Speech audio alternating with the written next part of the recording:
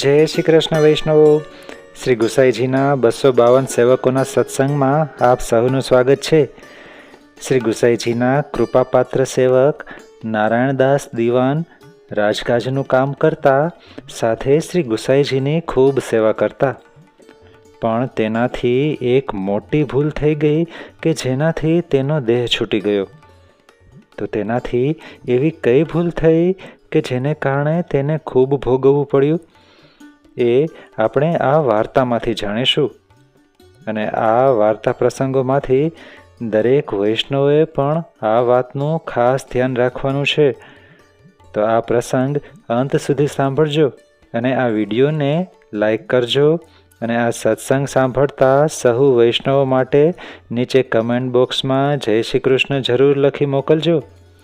તો ચાલો હવે જલ્દીથી આજના સત્સંગની શરૂઆત કરીએ. શિવલ્લભાધીશ કી જય. એક વખત ફરીથી નારાયણદાસ પર કૃપા કરી નારાયણદાસને દર્શન આપવા શ્રી ગુસાઈજી ગૌડદેશ પધાર્યા. નારાયણદાસને ઘેર 5-7 દિવસ રહ્યા. પછી ત્યાં જળના ઉપદ્રવને કારણે 5-7 કોશ પર એક ગામ હતું. જ્યાં જળ સારું હતું, ત્યાંનું જળ કોઈ વિકાર કરતું ન હતું. તે ગામમાં જઈ શ્રી ગુસાઈજી રહ્યા. નારાયણદાસ 2 વાર શ્રી ગુસાઈજી પાસે રોજ દર્શન કરવા જતા, પાછા પોતાને ગામ આવી જતા. પછી રાજ દરબારનું બધું કામ કરતા. આમ નારાયણદાસ રોજ કરતા. એક દિવસ પાતશા આગળ કોઈએ નારાયણદાસની ચાળી ખાધી કે હજરત, નારાયણદાસના ગુરુ અમુક ગામમાં અહીંથી 7 કોશ ઉપર ઉતર્યા છે. તેમની પાસે નારાયણદાસ રોજ 2 વાર જાય છે અને ત્યાંથી ફરી આવે છે. એક દિવસે પાતશાહે નારાયણદાસને પૂછ્યું કે તું એ ગામમાં રોજ 2 વાર કેમ જાય છે? ત્યારે નારાયણદાસે પાતશાહને કહ્યું કે મારા ગુરુ એ ગામમાં જઈ ઉતર્યા છે, તેથી હું ત્યાં જાઉં છું. પાતશાહે નારાયણદાસને કહ્યું કે તું ત્યાં 2 વાર જાય છે અને ફરી આવીને અહીં પણ બધું કામ કરે છે. ત્યારે નારાયણદાસે પાતશાહને કહ્યું કે ત્યાં પણ જવું જોઈએ અને અહીં પણ કામકાજ બધું કરવું જોઈએ. પાતશાહે નારાયણદાસનું મન ગુરુમાં આસક્ત થયેલું જોઈ નારાયણદાસને એ પરવાનગી આપી કે નારાયણદાસ, જ્યાં સુધી તારા ગુરુ એ ગામમાં રહે ત્યાં સુધી તું ત્યાંથી જ અમારું કામ કરજે અને તું ત્યાં જ રહેજે. નારાયણદાસ આથી પોતાના મનમાં ખૂબ રાજી થયા. 5મે-7મે દિવસે નારાયણદાસ દરબાર કરી જતા. એક દિવસ પાતશાહે નારાયણદાસને કહ્યું કે તું તારા ગુરુને પૂછી જોજે કે અમને એમને જોવાની ખૂબ ઈચ્છા છે. નારાયણદાસે પાતશાહને કહ્યું કે એ તો તમારી જાતિનું મોં જોતા નથી. પાતશાહે ફરી નારાયણદાસને કહ્યું કે એમને તું એકવાર પૂછી તો ખરો. એનો પોતે શો જવાબ આપે છે તેના સમાચાર તું અમને આપજે. આમ જ્યારે ઘણી વાર પાતશાહે કહ્યું, ત્યારે એકવાર નારાયણદાસે શ્રી ગુસાઈજીને વિનંતી કરી કે મહારાજ, આ પાતશાહને આપના દર્શનની ખૂબ તાલાવેલી છે. તેથી હું જ્યારે દરબારે જાઉં છું ત્યારે મને કહે છે કે કેમ રે નારાયણદાસ, તે પૂછ્યું કે નહીં? તેથી હવે આપ આજ્ઞા કરો તો હું તેને જઈને કહું. ત્યારે શ્રી ગુસાઈજીએ નારાયણદાસને કહ્યું કે તારે ચાલી ચલાવીને કશું કહેવાનું નથી, અને જ્યારે એ પોતે તને પૂછે ત્યારે તારે ના પણ ન કહેવી. ભાવ પ્રકાશ. આનો આશય એ છે કે પાતશાહ દૈવી જીવ છે, કેમ કે દૈવી જીવ વગર આવી આરતી ન થાય. તેથી એનો મનોરથ પૂરો કરવો છે, પણ પહેલાં પોતે જ કહેવડાવે તો એને બોલાવવાની ઈચ્છા મનમાં આવે તો નારાયણદાસનો બગાડ થાય. જેથી શ્રી ગુસાઈજીએ પોતે નારાયણદાસને આમ કહ્યું. હવે નારાયણદાસ જ્યારે દરબારમાં આવ્યા ત્યારે પાતશાહે નારાયણદાસને લાગલું જ એ પૂછ્યું, કેમ રે નરિયા, તે પૂછ્યું હતું કે? ત્યારે નારાયણદાસે કહ્યું કે સારી વાત છે, એકવાર તમને જરૂર દર્શન આપશે. ત્યારે પાતશાહે મનમાં ખૂબ આનંદ પામી અતિ ખુશ થઈને નારાયણદાસને કહ્યું કે હું તો આજથી 3જે દિવસે આવીશ, તું આગળથી જા. ત્યારે નારાયણદાસે આ બધા સમાચાર શ્રી ગુસાઈજી આગળ આવીને કહ્યા. ત્યારે એ સાંભળીને પ્રભુ ચૂપ કરી રહ્યા. પછી નારાયણદાસે તે દિવસે બિછાત કરી રાખી. પાતશાહે પુરુષોત્તમ જાણીને પ્રભુને હાથ જોડ્યા. શ્રી ગુસાઈજીને વિનંતી કરી કે મહારાજ, આપ કોઈ મનુષ્ય નથી. આજ સુધી જે કનૈયાને અમે સાંભળતા રહ્યા તેને આજે અમે નજરો નજર જોયા. તેથી આપ કોઈ અવતારી પુરુષ લાગો છો અને આ નારાયણદાસ ધન્ય છે જે કેટલાક દિવસથી આપની સેવા ટહેલ કરે છે. આમ ઘણી પ્રશંસા કરી પાતશાહે કહ્યું કે મારો આ દેશ ધન્ય છે જ્યાં આપ પધાર્યા છો, અને હું પણ ધન્ય છું કે મને આપના દર્શન થયા. આટલું કહીને પાતશાહે નારાયણદાસને કહ્યું કે તારી કૃપાથી હું આમના દર્શન પામ્યો. તું મારે ત્યાં રહેતો હતો અને તે અરજ કરી તો હું આમના દર્શન પામ્યો. મારું મોટું ભાગ્ય છે કે તારા જેવો પ્રધાન મારી પાસે છે. આ રીતે પાતશાહે ખૂબ વખાણ કર્યા અને શ્રી ગુસાઈજીની પણ ખૂબ પ્રશંસા કરી. ત્યારે શ્રી ગુસાઈજીએ ખાસાનો એક તાકો ₹9નો નારાયણદાસના હાથે પાતશાહને નજર ભેટ કરાવ્યો. પાતશાહે દંડવત કરીને ફરી શ્રી ગુસાઈજીને વિનંતી કરી કે મહારાજ, આમ તો આપની કૃપાથી મારે ત્યાં ઘણું છે, પણ એકાદ આપના શ્રીઅંગનું પ્રસાદી વસ્ત્ર મળી જાય તો? ત્યારે શ્રી ગુસાઈજીએ પોતે તે સમયે ઉપરણો ઓઢ્યો હતો તે કૃપા કરીને નારાયણદાસના હાથે બાદશાહને અપાવડાવ્યો. બાદશાહે તે માથે ચડાવી દંડવત કરી પોતાની પાઘ પર તે ઉપરણો બાંધ્યો. પછી શ્રી ગુસાઈજીની વિદાય લઈ બાદશાહ પોતાને ઘેર ગયો. તે દિવસથી બાદશાહ નારાયણદાસની ખૂબ મર્યાદા રાખતો. પછી થોડા દિવસ વીત્યા ત્યારે નારાયણદાસે શ્રી ગુસાઈજીને પોતાને ઘેર પધરાવ્યા. ત્યારે બાદશાહ ફરી શ્રી ગુસાઈજીના દર્શને આવ્યો. શ્રી ગુસાઈજીએ નારાયણદાસનો મનોરથ પૂરો કરી પોતે અડેલ પધારવા વિચાર કર્યો. ત્યારે નારાયણદાસ પહોંચાડવા આવ્યા. પહેલાં તો શ્રી ગુસાઈજી નીકળવા વિચાર કરે ત્યારે નારાયણદાસની કંઈક જુદી જ દશા થઈ જાય. શ્રી ગુસાઈજીએ ચાચા હરિવંશજીને કહ્યું કે ચાચાજી, કંઈક એવો ઉપાય કરો કે અમે નીકળીએ ત્યારે નારાયણદાસને કષ્ટ ન થાય. ચાચા હરિવંશજીએ નારાયણદાસના સેવ્ય શ્રી ઠાકુરજીને સ્નાન કરાવીને એ ચરણોદક નારાયણદાસ પર છાંટ્યું અને થોડું મુખમાં મેલ્યું. ત્યારે નારાયણદાસનું મન ફર્યું. નારાયણદાસે સારી રીતે પ્રસન્ન થઈને શ્રી ગુસાઈજીને વિદાય કર્યા.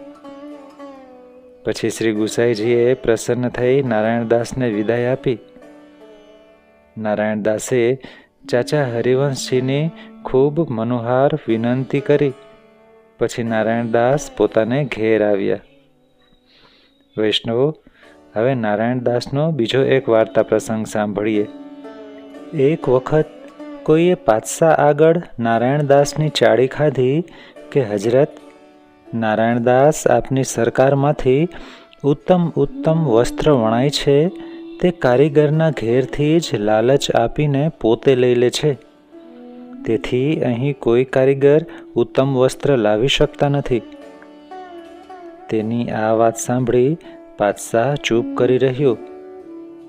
પછી એક દિવસે પાતશાહે નારાયણદાસને એકાંતમાં બોલાવીને પૂછ્યું કે નારાયણદાસ, મારા કપડાં કારીગરો વણે છે તેમાંથી તું કેમ વીણી લે છે?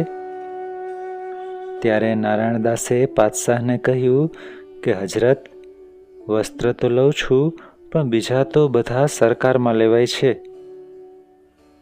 પાતશાહે નારાયણદાસને પૂછ્યું કે એનું તું શું કરે છે? નારાયણદાસે પાતશાહને કહ્યું કે હજરત, હું એ વસ્ત્રો મારા ગુરુને ઘેર મોકલું છું. પાતશાહે નારાયણદાસને પૂછ્યું કે તું એ વસ્ત્રોની કિંમત ક્યાંથી આપે છે? નારાયણદાસે પાતશાહને કહ્યું કે હજરત, એ વસ્ત્રોની કિંમત હું મારી પાસેથી આપું છું. ત્યારે પાતશાહે ફરી કહ્યું કે એ વસ્ત્રોની કિંમત તું ના આપ, અમારી સરકારમાંથી આપ્યા કર. ત્યારે નારાયણદાસે પાતશાહને કહ્યું કે હજરત, આપ તો જાણો જ છો કે હું આપની સરકારમાંથી કિંમત ચૂકવી વસ્ત્રો મોકલું તો તેઓ તો પ્રભુ છે, અંગીકાર ન કરે, સ્વીકારે નહીં, અને આ તમારા તરફથી જ જાણજો. જો મારા પર આપની મહેરબાની હોય તો આવા અલૌકિક વસ્ત્ર મારા હાથમાં કઈ રીતે આવે? ત્યારે તો પાતશાહ નારાયણદાસના વચન સાંભળીને નારાયણદાસ ઉપર ખૂબ પ્રસન્ન થયો. તે દિવસથી પાતશાહે નારાયણદાસનો સવાયો મહિનો કરી દીધો અને કહ્યું કે નારાયણદાસ, તારે ઘેર જે ખર્ચ જોઈએ તે દરબાર તરફથી લીધા કર, અને આ મહિનાઓની સામગ્રી તું તારા ગુરુને ઘેર મોકલ્યા કર. ભાવ પ્રકાશ. તેથી સત્સંગ આવા પદાર્થો છે. નારાયણદાસ જેવા ભગવત ભક્તના સંગથી આ મ્લેચ્છ રાજાની પણ આવી બુદ્ધિ થઈ. પછી પેલા ચાડી ખાનારનું મોં કાળું પડી ગયું. અહીં એ બતાવ્યું કે કોઈ વૈષ્ણવનો અપરાધ કરે તો તેનો કરેલો અપરાધ તેને જ બાધા કરે, વૈષ્ણવનો કોઈ બગાડ ન થાય. નારાયણદાસ જે અતિ ઉત્તમ વસ્ત્ર શ્રી ગુસાઈજી પાસે મોકલતા તે શ્રીનાથજી અને ઘરના શ્રી ઠાકોરજી, શ્રી ગુસાઈજી અને 7 બાળકોના શ્રી અંગમાં અંગીકાર થતા, ઉપરાંત બચતા. એમાં પાઘ તો એવી ઉત્તમ નારાયણદાસ મોકલતા કે એના પર પાણી છાંટે ત્યારે તેના તારો દેખાય. આવી પચતોલિયા પાઘ નારાયણદાસ દર વર્ષે શ્રી ગુસાઈજીને મોકલતા. જે ભીંજાવીને બાંધે તો બાંધતા બાંધતામાં સુકાઈ જાય, અને ભીંજાવીને સૂકવવા ભૂમિ પર મૂકે તો ઉઠાવતી વેળા દેખાય નહીં. આવા બારીક વસ્ત્ર મોકલતા. એક વખત ભંડારમાં કંઈક દ્રવ્ય જોઈતું હતું. ત્યારે 8,000ની હુંડી નારાયણદાસ પર કરી. એ હુંડી લખીને નારાયણદાસ પાસે કાસદને મોકલ્યો. એ કાસદને ગયાને 3 દિવસ થયા ત્યાં તો નારાયણદાસે મોકલેલી હુંડી શ્રી ગુસાઈજી પાસે આવી પહોંચી. ત્યારે ચાંપાભાઈ ભંડારીએ શ્રી ગુસાઈજીને વિનંતી કરી કે રાજ, આપે તો હુંડી નારાયણદાસ પર કરી અને નારાયણદાસે મોકલેલી હુંડી આજે અહીં આવી પહોંચી છે, તો હવે શી આજ્ઞા? ત્યારે શ્રી ગુસાઈજીએ ચાંપાભાઈ ભંડારીને કહ્યું કે કોઈ માણસને મોકલી એ હુંડી પાછી મગાવી લો. ચાંપાભાઈ ભંડારીએ ફરી શ્રી ગુસાઈજીને વિનંતી કરી કે મહારાજ, એ કાસદ તો દૂર નીકળી ગયો, એને હવે નીકળનારો માણસ ક્યાં મળશે? એને કઈ રીતે પાછો વાળશે?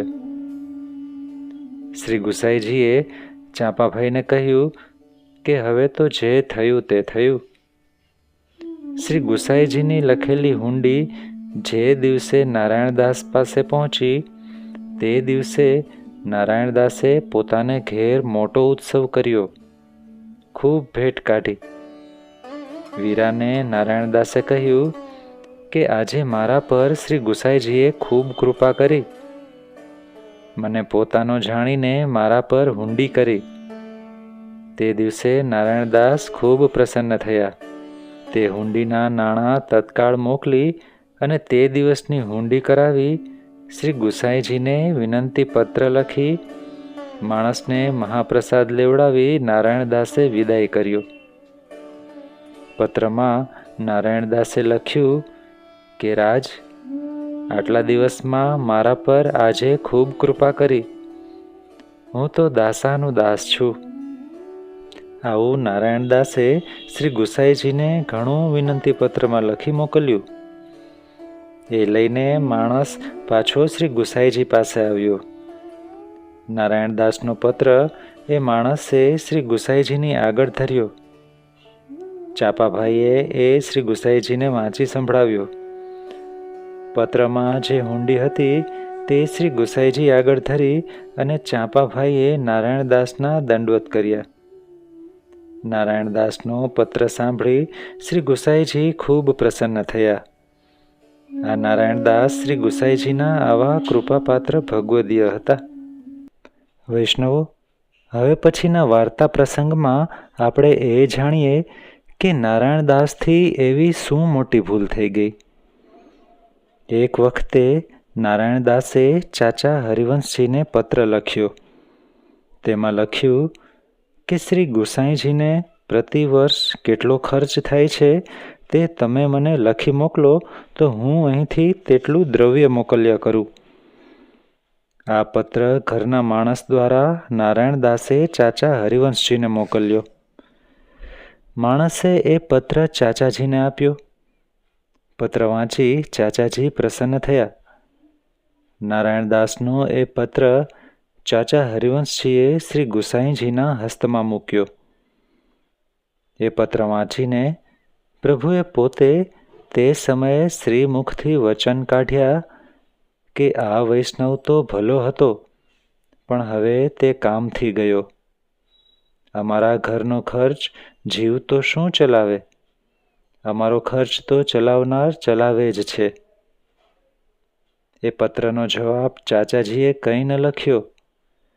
માત્ર એટલું લખી મોકલ્યું કે આ પત્રનો જવાબ પછીથી પાઠવીશું. પછી થોડાક દિવસમાં નારાયણદાસના શરીરમાં રોગ પેદા થયો.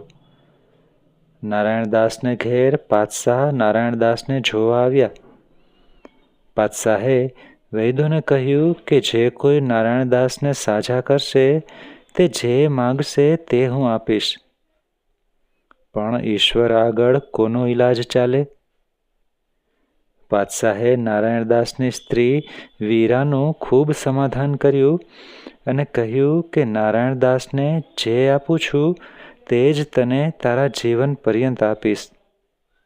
તું તારા મનમાં બીજું કશું ન વિચારતી. તું મારી ધર્મની બેટી છે. જેમ હું મારી બેટીનું પાલન પોષણ કરું છું તેમ તારું પાલન પોષણ કરીશ. તારા મનમાં કોઈ વાતની ચિંતા ના કરીશ. આવું કહી પાતશાહ પોતાને ઘેર ગયો. પછી નારાયણદાસે પોતાની સ્ત્રીને સારી પેઠે સમજાવી અને કહ્યું કે તું શ્રી ઠાકોરજીની સેવા સારી રીતે કરજે. ત્યારે વીરાએ નારાયણદાસને કહ્યું કે મેં તો જે વેશે સેવા કરી છે તે જ વેશે જો પ્રભુ સેવા મારી પાસે કરાવશે તો સેવા કરીશ. ભાવ પ્રકાશ. અહીં એ કહ્યું કે મેં આજ સુધી શ્રી ઠાકોરજીની સેવા પતિ ભાવે શોળે શૃંગાર સજીને કરી છે. તે તમારા ગયા પછી આ શૃંગાર નહીં થાય, કેમ કે લોક વિરુદ્ધ દેખાય. તેથી હું તમારી સાથે જ લીલામાં આવીશ. આ ભાવથી વીરાએ આમ કહ્યું. ત્યારે તો નારાયણદાસને મહાચિંતા થઈ. તે 3 દિવસ સુધી નારાયણદાસ ભૂમિ શૈયા પર રહ્યા. પછી ચોથે દિવસે જ્યારે વીરા સ્નાન કરીને શ્રી ઠાકોરજીના મંદિરમાં ગઈ ત્યારે શૈયા મંદિરમાં જઈ જુએ છે તો માત્ર શ્રી ઠાકોરજી અંતર્ધાન થયા છે એવું વીરાને તે સમયે દેખાયું. વીરાએ મંદિરમાંથી બહાર આવીને આ સમાચાર નારાયણદાસને કહ્યા. આ સાંભળતા જ નારાયણદાસે દેહ છોડ્યો. ત્યારે વીરા ઘરમાં જ ચિત્તા કરી નારાયણદાસની સાથે જ સતી થઈ. બંને જણાની સાથે જ ક્રિયા થઈ. કેટલાક દિવસ વીત્યા. કેળે આ સમાચાર શ્રી ગુસાઈજી પાસે આવ્યા. સાંભળીને શ્રી ગુસાઈજી ખૂબ દુઃખ પામ્યા. એ વખતે પ્રભુએ પોતે શ્રીમુખથી કહ્યું કે નારાયણદાસ ભલો વૈષ્ણવ હતો, પણ એના મનમાં અમારા ઘરનો ખર્ચ ચલાવવાની વાત આવી, તેથી ગયો. ભાવ પ્રકાશ. અહીં એ બતાવ્યું કે સેવકે સદા સાવધાનતીથી રહેવું. આ તો ઈશ્વરનું ઘર છે. એનો ખર્ચ ચલાવવા લાયક કોણ છે? એ પોતાનો ખર્ચ પોતે જ ચલાવે છે. જીવની શી શક્તિ કે એનો ખર્ચ ચલાવે? તેથી નારાયણદાસના મનમાં આ આવ્યું, તેથી ભલું કરતાં બુરું થયું. તેથી ભગવદીઓએ દીનતા રાખવી. નારાયણદાસે શ્રી ગુસાઈજીની અને શ્રીનાથજીની તનુજા વિતજા સેવા સરસ રીતે કરીને પ્રભુને પ્રસન્ન કર્યા. પહેલાં જ્યારે ચાચા હરિવંશજી નારાયણદાસને ઘેર ગયા હતા, ત્યારે નારાયણદાસે ચાચાજીને વિનંતી કરી હતી કે ચાચાજી, મારા પર એવી કૃપા કરો કે શ્રી ઠાકોરજીના ભોજન કરતા દર્શન થાય. પછી પોતાના શ્રી ઠાકોરજીને નારાયણદાસે ભોગ સમર્પ્યો. એક ક્ષણ પછી ચાચા હરિવંશજીએ કહ્યું કે નારાયણદાસ, હવે તમે દર્શન કરો. ત્યારે નારાયણદાસે જોયું, પણ શ્રી ઠાકોરજી તો તેજ પુંજ છે. તેથી નારાયણદાસને ધારણા ન થઈ. આટલે સુધી પ્રભુની કૃપા થઈ, પણ એક ક્ષણમાં જીવ બુદ્ધિથી બગડી ગઈ. માટે ભગવદીઓએ સાવધાન રહી દીનતાથી કામ કરવું. આ નારાયણદાસ શ્રી ગુસાઈજીના આવા કૃપાપાત્ર ભગવદીય હતા. તેથી એમની વાર્તાનો પાર નથી ક્યાં સુધી કહેવી. સર્વે વહાલા વૈષ્ણવોને જય શ્રી કૃષ્ણ.